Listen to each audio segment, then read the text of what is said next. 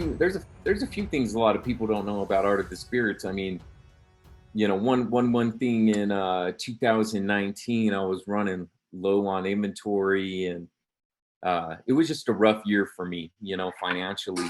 And that was one of the years I went homeless that year because the house I was in, the water was bad, and ended up killing my dogs. And it was just a bad time, at that time in business, and it was more personal life too. But I almost quit, in 2019, and I'm glad I pushed through. And I was like, how much do I want it? That was the biggest thing, is like, how much do I want this dream? I put everything into it, and I was coming down to my last dollars, and so I even at that time, no one knew, but at that time I did fill out an application, because I knew if I couldn't feed my family, then you know I got to give it up. I mean, Right. I'm telling you, I was right on the edge of jumping off. And it was right before my biggest boom, 2020, which the world turned upside down too. But at the beginning of at the end of 2019, I pitched a bunch of investors, because I was down to my last dollar, and I'm just like, maybe my best bet is just to pitch some investors. And I got one real good hit, and he offered me a deal, for half my company and for 700,000.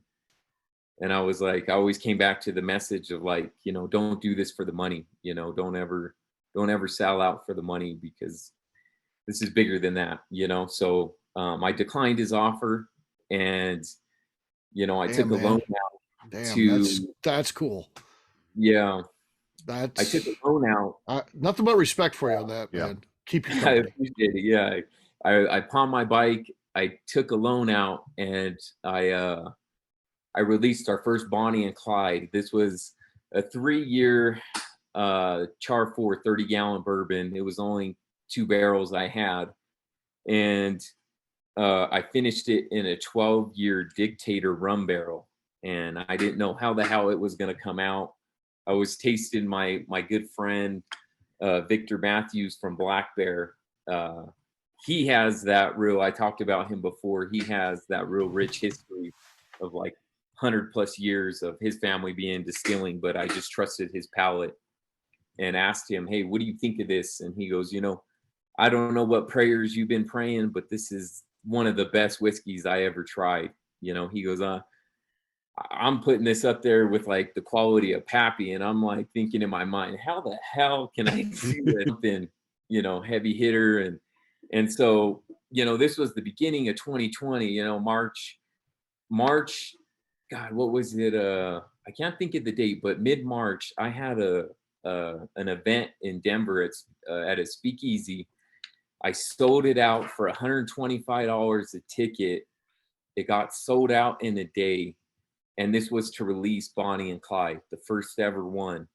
And they sold out a Bonnie and Clyde at $250 a bottle in one day. And Wow. It was the coolest thing, man. You're back. Yeah. Yeah. I I knew you wanted, back then. I didn't know you were going through all this either. I mean, yeah, a lot of people yeah, don't, yeah. we wanted to hear stories that you never heard before. So Yeah, that's amazing, my friend.